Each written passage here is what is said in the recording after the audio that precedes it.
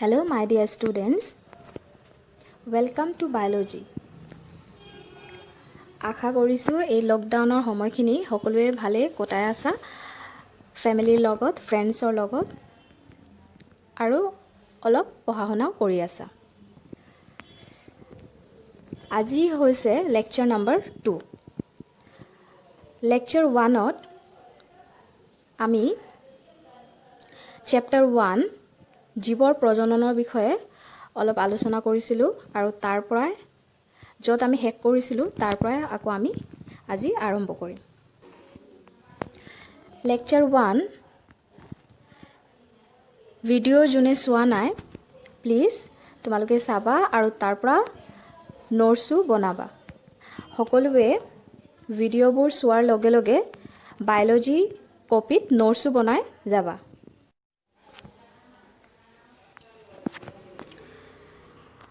আজি আমাৰ আলোচনা কৰাৰ টপিক হৈছে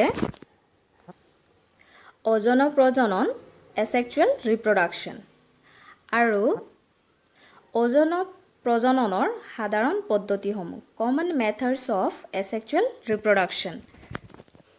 যোৱা ক্লাছত আমি প্ৰজনন কি, প্ৰজননৰ প্ৰকাৰ আলোচনা কৰিলোঁ আৰু প্ৰজননৰ দুটা প্ৰকাৰ হৈছে অজন প্ৰজনন আৰু যৌন প্ৰজনন। আজি ক্লাছত আমি অজন প্ৰজননৰ বিষয়ে ডিটেইল আলোচনা কৰিম আৰু লগতে অজন প্ৰজননৰ সাধাৰণ পদ্ধতিসমূহ আলোচনা কৰিম।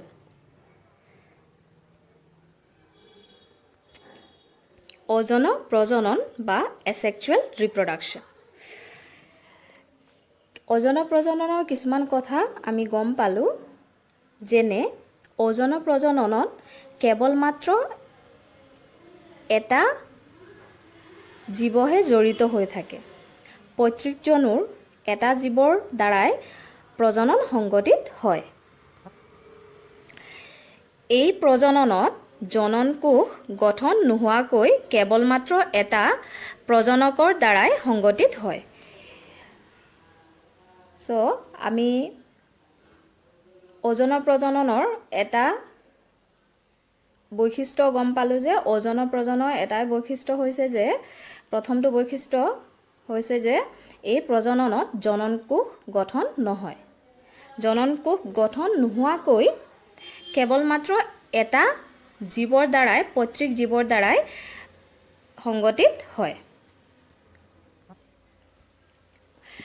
2 নম্বৰ বৈশিষ্ট্য হৈছে অজন প্ৰথাৰে সৃষ্টি আপত্য জীৱবোৰ সিহঁতৰ প্ৰত্যেকজনৰ জীৱৰ লগত সম্পূৰ্ণ সাদৃশ্য থাকে। তাৰ অৰ্থ হৈছে অজন প্ৰজননৰ দ্বাৰা যিবোৰ জীৱ সৃষ্টি হ'ব সিহঁতৰ লগত প্ৰত্যেকজনৰ জীৱৰ সাদৃশ্য থাকে। তাৰ অৰ্থ হৈছে প্ৰত্যেকজনৰ জীৱ আৰু নতুনকৈ সৃষ্টি হোৱা জীৱ একেবাৰে একে ধৰণৰ হ'ব।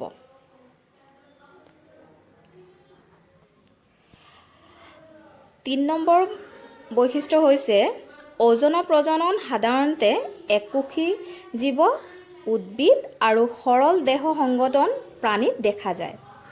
অজন প্ৰজনন আমি অজন প্ৰজননৰ প্ৰক্ৰিয়াটো আমি ক'ত দেখি পাম? সাধাৰণতে এককোষী জীৱই অজন প্ৰজনন পদ্ধতি দেখাব, উদ্ভিদেও দেখাব আৰু কিছুমান নিম্ন স্তৰৰ প্ৰাণী যাৰ দেহৰ সংগঠন সৰল হয় সিহঁতেও দেখাব অজন প্ৰজনন আৰু অজন প্ৰজনন দ্বাৰাই সিহঁতৰ বংশ বৃদ্ধি হ'ব, সংখ্যা বৃদ্ধি হ'ব।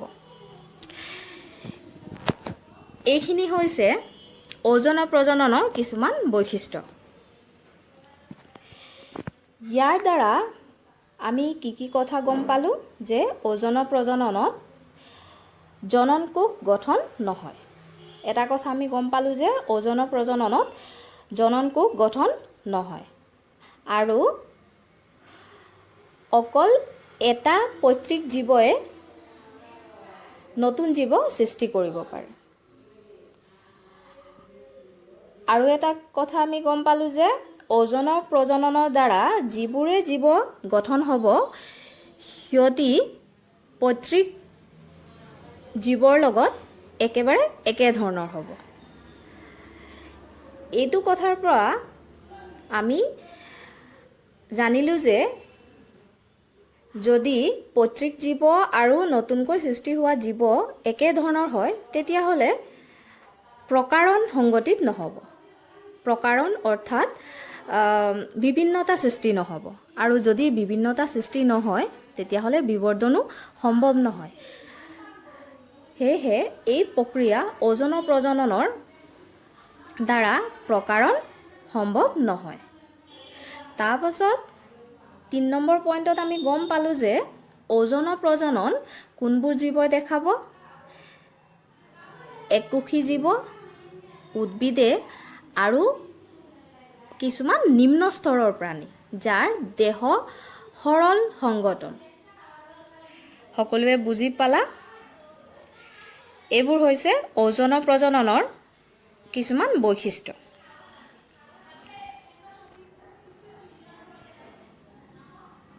ওকে, এতিয়া আমি চাওঁ যে ওজনৰ প্ৰজননৰ সাধাৰণ পদ্ধতিসমূহ কি কি? Common methods of asexual reproduction. 1 নম্বৰ হৈছে কৈশিক ভাজন, ফিছন। 2 নম্বৰ হৈছে মুকুলদম বা বাৰ্ডিং। 3 নম্বৰ হৈছে পুনৰুৎপত্তি, ফ্ৰেগমেণ্টেশ্যন অৰ ৰিজেনেৰেশ্যন। 4 নম্বৰ হৈছে ৰেণুৰ দ্বাৰা প্ৰজনন বা স্পৰুলেশ্যন। 5 নম্বৰ হৈছে প্ৰজনন কণ্ডিকা বা গেমিউল।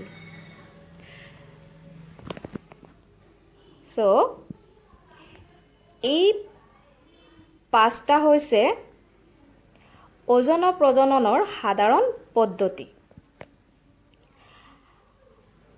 ওজনৰ প্ৰজননৰ 5টা বা 5বিধ সাধাৰণ পদ্ধতিসমূহ হৈছে কৈশিক ভাজন, মুকুলদম, পুনৰুৎপত্তি, ৰেণুৰ দ্বাৰা প্ৰজনন, প্ৰজনন কণ্ডিকা।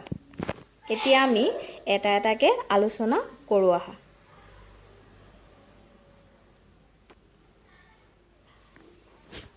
কৈশিক ভাজন বা ফিছন। এতিয়া আমি জানো আহা যে কৈশিক ভাজন কি হয় বা ফিছন কি। ভাজন মানে হৈছে বিভাজন কৰা, ভাগ কৰা। এতিয়া কৈশিক ভাজন হৈছে ওজনৰ প্ৰজননৰ এটি পদ্ধতি। এই পদ্ধতিত প্ৰজনক দেহকোষটোৰ বিভাজন হৈ 2টা বা তাতো অধিক সমৰূপী আপত্য জীৱৰ সৃষ্টি কৰে।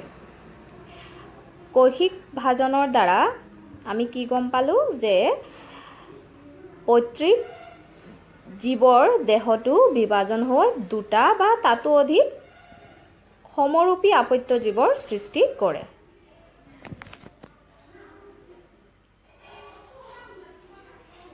কৈশিক ভাজন হৈছে 3 প্ৰকাৰৰ।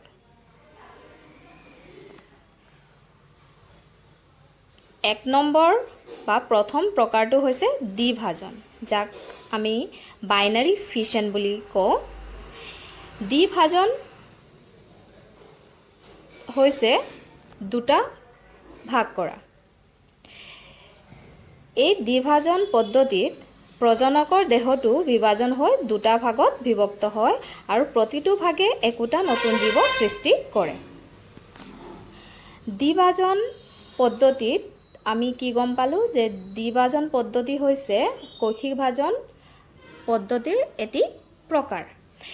এই দ্বিভাজন পদ্ধতিত পৈতৃক জীৱৰ দেহটো 2টা ভাগত ভাগ হয় আৰু প্ৰতিটো ভাগে নতুন এটা জীৱ সৃষ্টি হয় আৰু প্ৰতিটো ভাগৰ পৰাই নতুন এটা জীৱ গঠন হয় বা সৃষ্টি হয়। এই দ্বিভাজন পদ্ধতি দেখুওৱা কিছুমান উদাহৰণ হৈছে এমিবা, ইউগ্লেনা, পেৰামেচিয়াম। এটি চিত্ৰ দেখুওৱা হৈছে। এই চিত্ৰত হৈছে এমিবাৰ দ্বিভাজনৰ দ্বাৰা প্ৰজনন। এই চিত্ৰত আমি দেখিছোঁ যে এমিবাই কিদৰে দ্বিভাজন পদ্ধতি দেখায় আৰু দ্বিভাজন পদ্ধতিৰ দ্বাৰা এমিবাই কেনেকৈ এটা কোষৰ পৰা দুটা কোষ গঠন কৰে। আশা কৰিছোঁ সকলোৱে বুজি পালা যে দ্বিভাজন পদ্ধতিটো কি হয় আৰু ইয়াৰ দ্বাৰা জীৱই কেনেকৈ নিজৰ সংখ্যা বৃদ্ধি কৰে। এতিয়া আমি চাওঁ যে কৈশিক ভাজনৰ দ্বিতীয় প্ৰকাৰ হৈছে বহুভাজন, মাল্টিপল ফিছন। বহুভাজন অৰ্থাৎ বহুতো ভাগত বিভক্ত হোৱা। এই পদ্ধতিত প্ৰজনকৰ দেহটো বহুতো ভাগত বিভাজন হয় আৰু প্ৰতিটো ভাগে একোটা নতুন জীৱৰ নিচিনা বৈশিষ্ট্য দেখায়। ইয়াৰ এটি উদাহৰণ হৈছে প্লাজমডিয়াম। প্লাজমডিয়াম হৈছে এবিধ জীৱ প্ৰটোজোৱা যিহে বহুভাজন পদ্ধতিৰ দ্বাৰা নিজৰ সংখ্যা বৃদ্ধি কৰে। ইয়াত চিত্ৰৰ দ্বাৰা দেখুওৱা হৈছে যে প্লাজমডিয়ামে কিদৰে নিজৰ সংখ্যা বৃদ্ধি কৰে বহুভাজন পদ্ধতিৰ দ্বাৰা। ইয়াত এটা প্লাজমডিয়ামৰ কোষে বহুতো ভাগত বিভক্ত হৈ বহুতো প্লাজমডিয়াম গঠন কৰিছে। এই চিত্ৰৰ দ্বাৰা আমি এইটোৱে গম পালোঁ যে প্লাজমডিয়ামে বহুভাজন পদ্ধতিৰ দ্বাৰা নিজৰ সংখ্যা বৃদ্ধি কৰে। ৩ নম্বৰ পদ্ধতি হৈছে কৈশিক ভাজনৰ প্লাজমটমি। প্লাজমটমি হৈছে এনে এটি পদ্ধতি য'ত বহু কোষকেন্দ্ৰীয় পৈতৃক জীৱ বিভাজন হৈ বহু কোষকেন্দ্ৰীয় আপত্য কোষসমূহ গঠন কৰে, কিন্তু কোষকেন্দ্ৰ বিভাজন নোহোৱাকৈ। প্লাজমটমি হৈছে কৈশিক ভাজনৰ ৩ নম্বৰ প্ৰকাৰ, য'ত বহু কোষকেন্দ্ৰীয় জীৱ যেনে অপেলিন। ইয়াত চিত্ৰত দেখুওৱা হৈছে যে এই চিত্ৰত দেখুওৱা জীৱটো হৈছে অপেলিন আৰু অপেলিনৰ বহুতো কোষকেন্দ্ৰ আছে বা নিউক্লিয়াছ আছে। এই অপেলিনে এই বহু কোষকেন্দ্ৰ বা বহুতো নিউক্লিয়াছবোৰ বিভাজন কৰি আকৌ বহুতো নিউক্লিয়াছ থকা অপেলিন গঠন কৰে, কিন্তু সিহঁতৰ নিউক্লিয়াছৰ বা কোষকেন্দ্ৰৰ বিভাজন নহয়। এই পদ্ধতিটোৰ নাম হৈছে প্লাজমটমি। এতেকে আমি গম পালোঁ যে কৈশিক ভাজনৰ ৩টা প্ৰকাৰ। প্ৰথমটো প্ৰকাৰ হৈছে দ্বিভাজন, ২ নম্বৰ প্ৰকাৰটো হৈছে বহুভাজন আৰু ৩ নম্বৰ প্ৰকাৰটো হৈছে প্লাজমটমি। এতিয়া আমি চাওঁ যে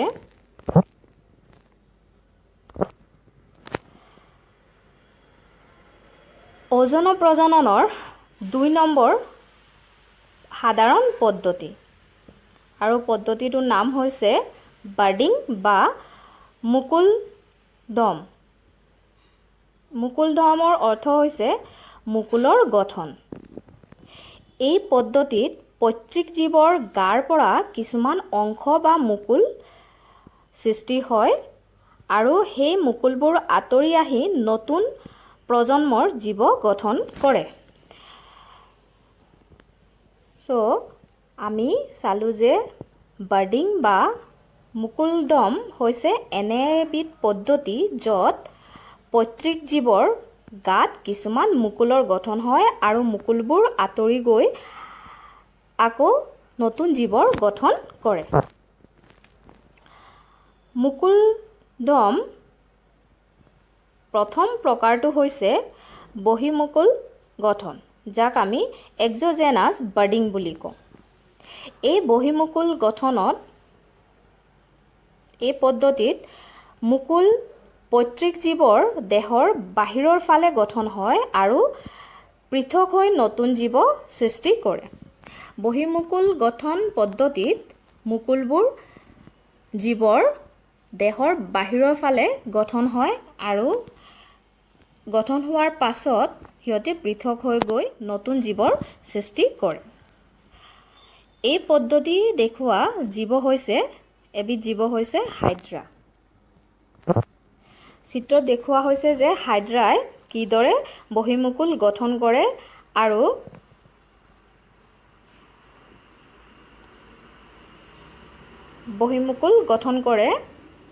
আৰু এটা হাইড্ৰাৰ পৰা কেনেকুৱা বহুতো হাইড্ৰা গঠন হ'ব পাৰে এই বহিমুকুল গঠনৰ দ্বাৰা। আমি পঢ়ি আছোঁ অজন প্ৰজননৰ সাধাৰণ পদ্ধতিসমূহ আৰু মুকুলধম হৈছে 2 নম্বৰ সাধাৰণ পদ্ধতি। মুকুলধম হৈছে এনে এবিধ পদ্ধতি য'ত পৈতৃক জীৱৰ দেহত কিছুমান মুকুলৰ গঠন হ'ব আৰু সেই মুকুলবোৰ আঁতৰি গৈ নতুন জীৱ সৃষ্টি কৰিব। এই মুকুলধমৰ 1 নম্বৰ প্ৰকাৰ হৈছে বহিমুকুল গঠন। বহিমুকুল গঠন অৰ্থাৎ পৈতৃক জীৱৰ দেহৰ বাহিৰৰ ফালে মুকুলৰ গঠন হ'ব আৰু সেই মুকুলবোৰ পৃথক হৈ নতুন জীৱৰ সৃষ্টি কৰিব। এটি উদাহৰণ হৈছে হাইড্ৰা। মুকুলধম পদ্ধতিৰ 2 নম্বৰ প্ৰকাৰ হৈছে অন্তঃমুকুল গঠন, এণ্ডোজেনাছ বাৰ্ডিং। এই প্ৰকাৰত দেখা যায় যে পৈতৃক জীৱৰ দেহৰ ভিতৰতে কিছুমান মুকুলৰ গঠন হয়।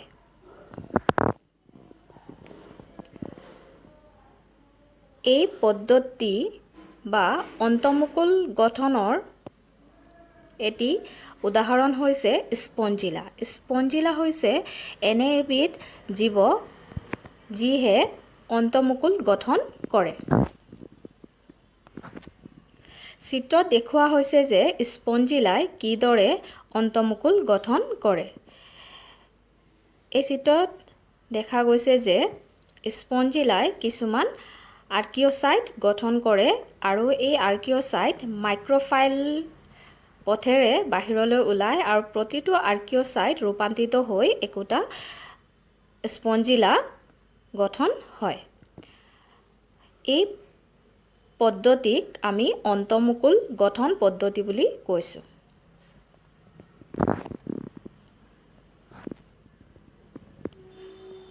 মুকুলধমৰ 3 নম্বৰ প্ৰকাৰ হৈছে ষ্ট্ৰবিলেশ্যন। ষ্ট্ৰবিলেশ্যন হৈছে এনে এবিধ পদ্ধতি য'ত মুকুল গঠনৰ দ্বাৰা একে ধৰণৰ অংশসমূহ বাৰে প্ৰতি গঠন হয়। উদাহৰণস্বৰূপে অৰেলিয়া বা জেলিফিছ। অৰেলিয়া হৈছে এনে এবিধ নিম্ন শ্ৰেণীৰ প্ৰাণী যিহে ষ্ট্ৰবিলেশ্যনৰ দ্বাৰা নিজৰ বংশ বৃদ্ধি কৰে। ষ্ট্ৰবিলেশ্যনৰ অৰ্থ হৈছে মুকুল গঠন বাৰে প্ৰতি হৈ থাকে আৰু সেই মুকুল গঠন একে ধৰণৰ অংশবোৰ বাৰে প্ৰতি গঠিত হয়। চিত্ৰত দেখুওৱা হৈছে যে অৰেলিয়া বা জেলিফিছে নিজৰ অংশবোৰ কেনেকুৱা বৃদ্ধি কৰে মুকুল গঠনৰ দ্বাৰা।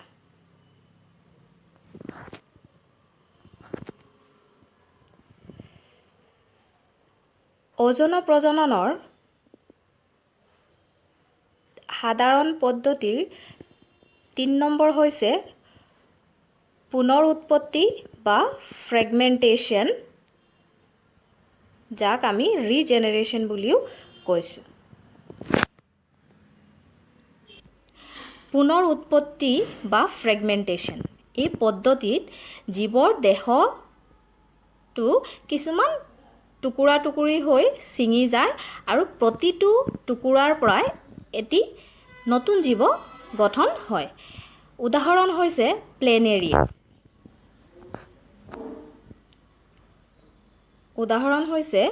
প্লেনেৰিয়া। আৰু এইটো হৈছে চিত্ৰ প্লেনেৰিয়াৰ কিদৰে পুনৰ উৎপত্তিৰ পদ্ধতিৰ দ্বাৰা নিজৰ সংখ্যা বৃদ্ধি কৰে। চিত্ৰত দেখুওৱা হৈছে যে প্লেনেৰিয়াৰ দেহটো 3টা ভাগত ছিঙি গৈছে আৰু প্ৰতিটো ভাগে পৰৱৰ্তী অৱস্থাত একোটা নতুন প্লেনেৰিয়া জীৱ গঠন কৰিছে। এই পদ্ধতিক আমি পুনৰ উৎপত্তি ক'ব পাৰোঁ। প্লেনেৰিয়াই পুনৰ উৎপত্তি হৈছে অযৌন প্ৰজননৰ এটি পদ্ধতি। প্লেনেৰিয়াই অযৌন প্ৰজননৰ পুনৰ উৎপত্তি পদ্ধতিৰ দ্বাৰা নিজৰ সংখ্যা বৃদ্ধি কৰে।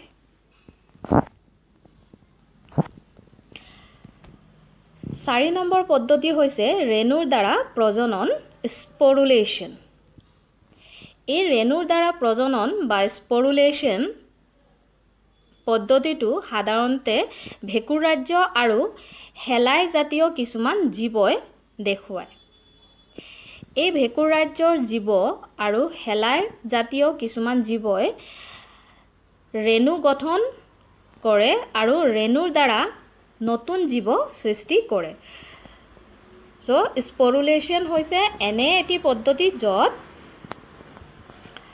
ৰেণু গঠনৰ দ্বাৰা নতুন জীৱ গঠন হয়।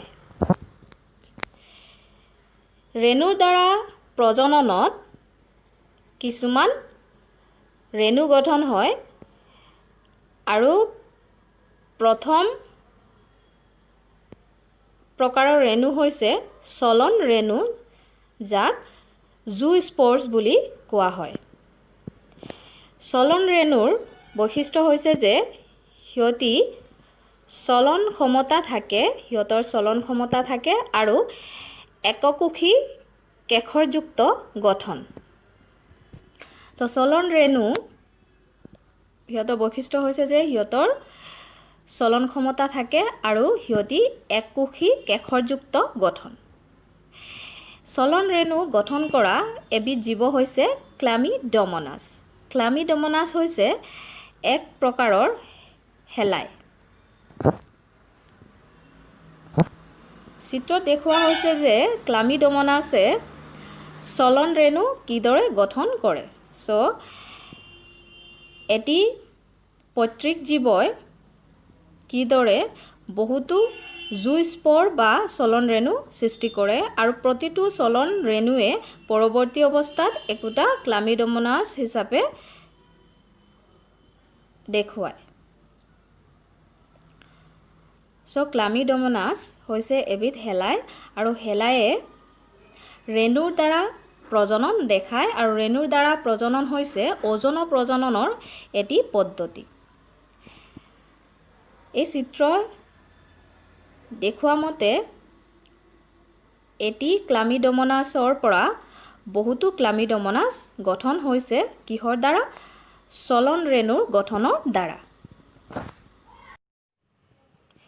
ৰেণুৰ দ্বাৰা প্ৰজননত গঠন হোৱা দ্বিতীয় প্ৰকাৰৰ ৰেণু হৈছে কনিডিয়া। কনিডিয়াৰ কোনো চলন ক্ষমতা নাথাকে আৰু এই কনিডিয়াবোৰ বিশেষকৈ ভেঁকুৰজাতীয় উদ্ভিদৰ অংগজ সূত্ৰাকাৰৰ মূৰৰ পৰা ওলাই অহা মণিৰ দৰে। এই কনিডিয়াবোৰ বিশেষকৈ ভেঁকুৰ ৰাজ্যৰ জীৱৰ ক্ষেত্ৰত দেখা যায়। এই কনিডিয়া গঠন। কনিডিয়া গঠন কৰা এবিধ জীৱ হৈছে পেনিচিলিয়াম। চিত্ৰত দেখুওৱা হৈছে যে পেনিচিলিয়ামে কিদৰে কনিডিয়া ৰেণু গঠন কৰে আৰু কনিডিয়াৰ পৰাই নিজৰ বংশ বৃদ্ধি কৰে। চিত্ৰত দেখুওৱা হৈছে যে পেনিচিলিয়ামে কিদৰে কনিডিয়া গঠন কৰিছে আৰু এই কনিডিয়াৰ পৰা পৰৱৰ্তী অৱস্থাত নতুন বহুতো পেনিচিলিয়াম গঠন হয়।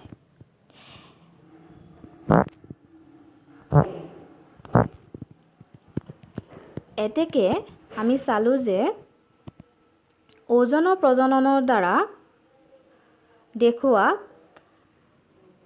প্ৰথমটো সাধাৰণ পদ্ধতি হৈছে কৈশিক ভাজন, 2 নম্বৰ হৈছে মুকুল গঠনৰ দ্বাৰা, 3 নম্বৰ হৈছে পুনৰ উৎপত্তি, 4 নম্বৰ হৈছে ৰেণুৰ দ্বাৰা প্ৰজনন, আৰু এতিয়া আমি 5 নম্বৰ পদ্ধতি আলোচনা কৰোঁ আহা। আৰু 5 নম্বৰ পদ্ধতি হৈছে প্ৰজনন কণ্ডিকা, যাক আমি গেমুল বুলি কৈছোঁ। প্ৰজনন কণ্ডিকাৰ এই পদ্ধতিত দেখা যায় যে স্পঞ্জিছ, বিশেষকৈ নিম্ন স্তৰৰ কিছুমান প্ৰাণী, যাক ৰন্দী প্ৰাণী বুলি কোৱা হয়, সিহঁতি কিছুমান কোষপুঞ্জীৰ গঠন কৰে আৰু সেই কোষপুঞ্জী ৰূপান্তৰিত হৈ প্ৰজনন অংগলৈ ৰূপান্তৰিত হয়। স্পঞ্জিছ কিছুমানে কোষপুঞ্জী প্ৰজনন অংগলৈ ৰূপান্তৰিত হয়। চিত্ৰত দেখুওৱা হৈছে যে স্পঞ্জিছে কিদৰে কিছুমান কোষপুঞ্জী গঠন কৰে আৰু সেই কোষপুঞ্জীবোৰ ৰূপান্তৰিত হৈ আৰ্কিঅচাইট ৰূপে গঠন হয়। সেই আৰ্কিঅচাইটবোৰ মাইক্ৰ'ফাইল পথেৰে বাহিৰলৈ গৈ নতুন কিছুমান স্পঞ্জিছ গঠন কৰে। এইদৰে স্পঞ্জিছবোৰে গেমিউল বা প্ৰজনন কণ্ডিকাৰ দ্বাৰা নিজৰ বংশ বৃদ্ধি কৰে। এতেকে আজি আমি জানিলোঁ যে ওজন প্ৰজননৰ কিছুমান বৈশিষ্ট্য, তাৰ লগতে আমি জানিলোঁ যে ওজন প্ৰজননৰ সাধাৰণ পদ্ধতিসমূহ কি কি। এতিয়া আকৌ আমি এবাৰ চাওঁ যে আমি আজি কি কি পঢ়িছোঁ। প্ৰথমটো হৈছে ওজন প্ৰজননৰ কিছুমান বৈশিষ্ট্য। আজি আমি গম পালোঁ যে ওজন প্ৰজননৰ কেৱল মাত্ৰ এটা প্ৰাণীয়ে জড়িত হৈ থাকে আৰু কোনো জনন কোষৰ গঠন নহয়। তাৰপাছত আমি চালোঁ যে ওজন প্ৰজননত সৃষ্টি হোৱা জীৱসমূহ সিহঁতৰ পৈতৃক জনুৰ লগত হুবাহু একে হয়, যাৰ কাৰণে প্ৰকাৰণ সম্ভৱ নহয়। তাৰপাছত আমি চালোঁ যে ওজন প্ৰজনন কোনে দেখাব পাৰে? এককোষী জীৱ, উদ্ভিদেও দেখাব পাৰে আৰু কিছুমান নিম্ন স্তৰৰ প্ৰাণীয়ে। তাৰপাছত আমি চালোঁ যে ওজন প্ৰজননৰ কিছুমান সাধাৰণ পদ্ধতি। আজি আমি আলোচনা কৰিলোঁ 5 বিধ। আজি আমি আলোচনা কৰিলোঁ ওজন প্ৰজননৰ 5টি পদ্ধতি। 1 নম্বৰ হৈছে কৈশিক ভাজন, 2 নম্বৰ হৈছে মুকুল দম, 3 নম্বৰ হৈছে পুনৰ উৎপত্তি, 4 নম্বৰ হৈছে ৰেণুৰ দ্বাৰা প্ৰজনন আৰু 5 নম্বৰ হৈছে প্ৰজনন কণ্ডিকা। আশা কৰিছোঁ সকলোৱে বুজি পাইছা।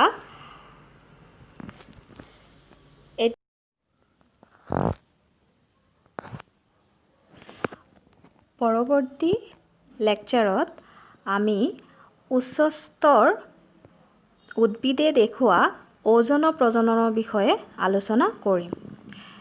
Thank you. Stay home, stay safe.